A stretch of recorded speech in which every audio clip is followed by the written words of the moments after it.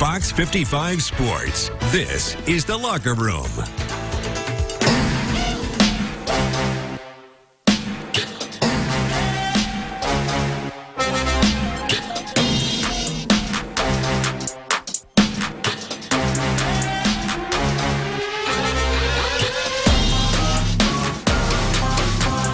I feel like it humbled us, actually. I feel like that, we always should have just had the same mindset. I feel like that we just should have looked at that game as a game that we should have been ready for, and I feel like we didn't prepare for that game as well as we did this year. So I know this year we're going to prepare a lot better than we did. We really just need to focus more on our jobs. Last year we were more focused on them, and we kind of overlooked them, but we just need to focus on ourselves this year. It's not our focus about individual teams. It's more about our level of execution, our level of play, what we can control. We don't control how Carroll plays. We just control what kind of execution we're able to perform at, and that's been our focus. The win last year was significant, but that was 2018. It doesn't get us any first downs for 2019.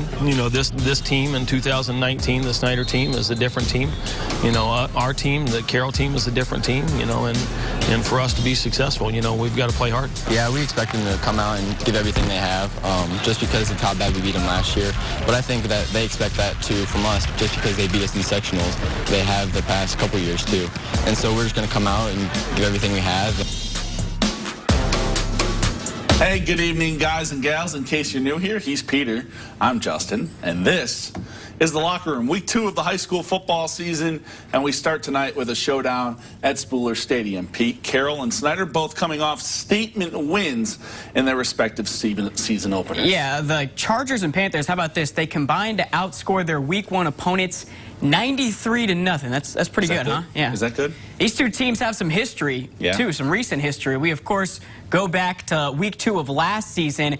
Carroll crushed Snyder 38-14, handing the Panthers their worst regular season loss in over 3 decades. Wow. But the black and gold bounced back by beating the Chargers, returning the favor in the postseason on their way to a sectional title. And that sets the stage for the Locker Room's Game of the Week, Jay Prince.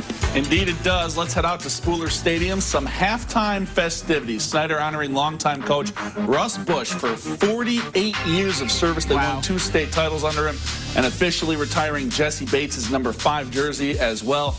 All the fun in this one, though, happened late. Panthers with the touchdown lead. Chargers driving. Jeff Becker on the keeper. Donovan Ely punches it out. Brock Widman recovers, and Snyder takes over. That drive would start out promising. John Barnes Jr. hooks up with Dominic Johnson for the big gain. He'd be brought down in Charger territory, but the Panthers would be forced to punt. Ensuing drive for the Chargers, 3rd and long. Becker flushed from the pocket, but the sophomore finds Mason Engler tiptoeing the sideline for the big gain. And then a couple plays later, Becker looking right this time, throws the fade to a wide-open Leighton Mitchell for the touchdown. How about the dime there? And Carroll's an extra point away from time, but on the try, Reese Thomas, he gets a big paw on the kick and blocks it. The Panthers, they hang on for the 21-20 thrilling victory tonight. How's that for some drama? Hey, Luke Goody and the Homestead Spartans playing host to Concordia tonight. Shout out to my man Caleb Saylor on the highlights. Sparty strikes first halfway through the first quarter. That's Goody to Griffin Little. You're going to see that a lot this year. 7-0 Homestead, and the Sparty party is on. Concordia trying to put a stop to all that. Quarterback Brandon Davis forced out of the pocket, able to scramble and finds a first down. Next play, Davis hooking up with Jalen Vanderbosch. Couple of yards on that pickup, but that drive would stall, and Homestead just too much for the Cadets tonight. Goody rolls out, finds Jake Archibald streaking across the end zone. Homestead rolls tonight, 35-6. Your final. Over to Dwenger, the inaugural game at Shields Field for the defending 4A champion Saints. They're hosting Northside. Legends with a good chance early. First quarter, 4th down. Ronald Collins III looking Rodney Woods' way in the end zone. But Woods can't hang on to the ball, and the Saints take over on downs. Ensuing drive, the Saints would do Saint things. Brendan Lytle, no receivers open, so he says, I'll just take it myself. Flush from the pocket.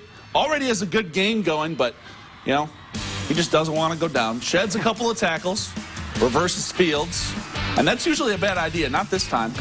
Eventually pushed out around the 5-yard line, and then next play, Brendan just take a break on this one. The handoff to Devin Tittman. He finds pay dirt. Saints go up 7 after 1. You called it, man. You said the first touchdown at Shields Field would be Devin Tittman. And I was right. They roll 36-0, the victory in their first true home game. Prince, I like it, man. From one Bishop to another, beautiful night down at Luers Field and a packed house for Luers versus Wayne. Knights up 4 with the ball when we pick this one up in the second. C.J. Hale having his way with the Wayne defense. Ball's free here, but somehow the Knights are able to recover later in the drive.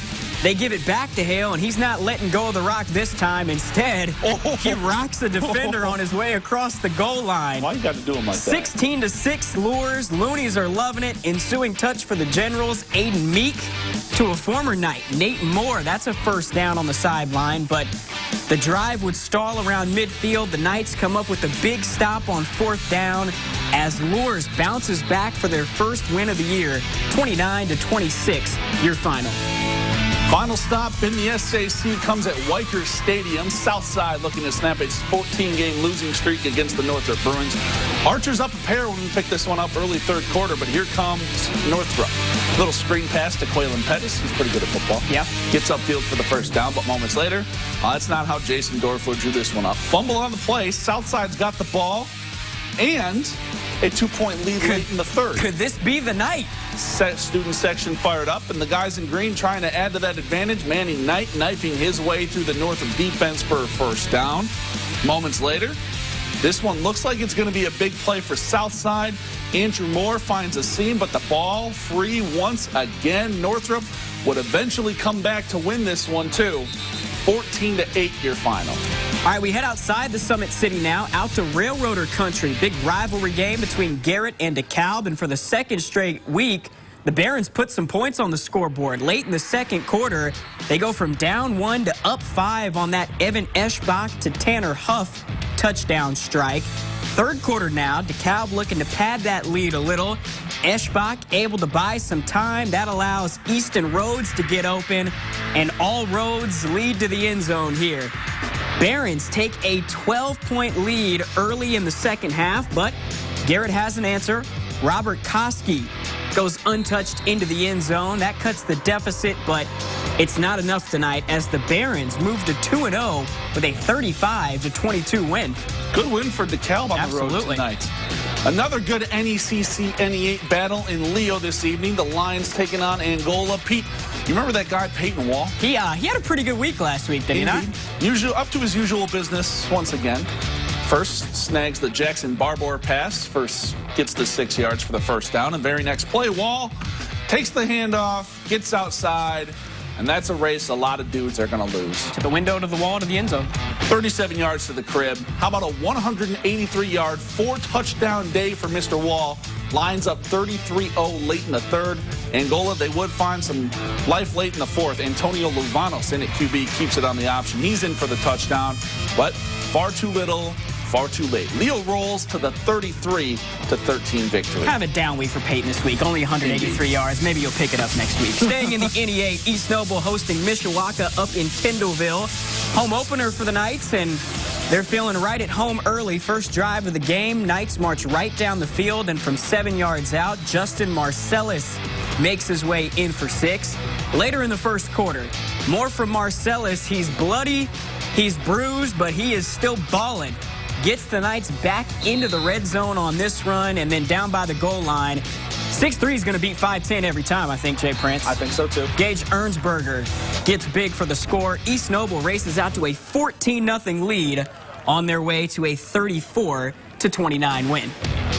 We make our way over to Monroeville now. The Heritage Patriots playing host to the Norwell Knights this evening.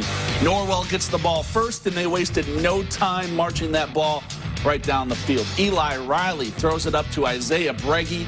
He goes up and snags it. That gets the Knights into the red zone. But the Patriots defense bows its neck.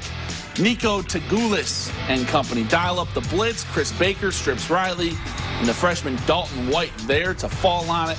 The Heritage Student Section loving that one, but they wouldn't like this. Ensuing drive for the Pats. This time it's Norwell's D coming up with a big sack on third down. Matt's Ringer rings the quarterback's bell. Ball goes back to Norwell.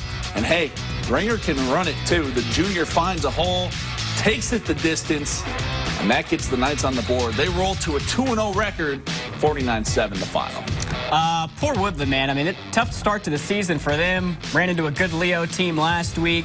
Were shut out and shut out again this week against Marion Local out of Ohio. They've won like a million state championships, so if you're a Warrior fan, don't feel bad. 49-0 the final there.